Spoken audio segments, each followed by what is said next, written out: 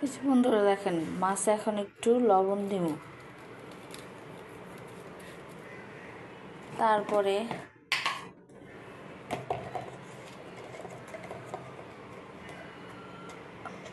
একটুখানি হলুদ দিব।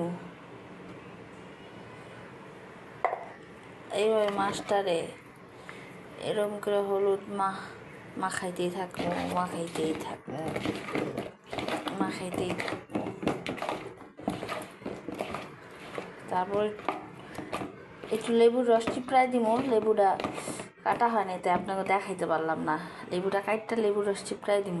বন্ধুরা লেবুটা কাটছি, কাটটা এখন লেবুটা মাছে চিপড়াই দিতে আসছি। মাছ মেরিনেট মানে ভাজার আগে, মূলত পাঙ্গাস মাছ একটু ভাজার আগে লেবু চিপড়াই দিয়া 2 মিনিট রাইখা দিয়া দেওয়ার পরে ভাজলে আসলে মাছটা অনেক ভালো হয়। এই যে বন্ধুরা ভাজার জন্য তেলতলা কড়াইটা চুলায় বসাইলাম। বন্ধুরা পাঙ্গাস মাছ দিতে আসি। মাছ আসলে এই মাছটা তেলে দিয়ে গেলে আমার কলিজা উঠে থাকে না বন্ধুরা, অনেক শীতে এই মাছটা। এই যে মাছটা ভাজলাম, ভাজা শেষ প্রায়। এই যে মশলাপাতি কষাচ্ছি মাছের জন্য। 3 টুকরা টমেটো দিচ্ছি। টমেটোগুলো আমার ফ্রিজে সংরক্ষণ করাচ্ছি।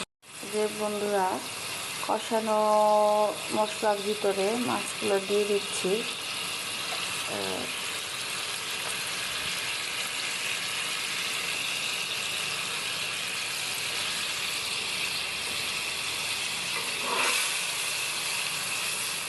চুনের মধ্যে হয়ে যাবে, আপনাদেরকে ফাইনাল লুক দেখা। এই যে বন্ধুরা আমার মাছের ফাইনাল লুকটা। আমার ছেলের, আমার হাজবেন্ডের খুব প্রিয়। আগে আমার প্রিয় ছিল না, এখন আমি ওদের সাথে থাকতে থাকতে খেয়ে খেয়ে আমারও এখন অনেক প্রিয় হয়ে গেছে। এই মাছটা অনেক তেলতেলা, খেতে খুব ভালো লাগে। মাছটা কাটা নাই,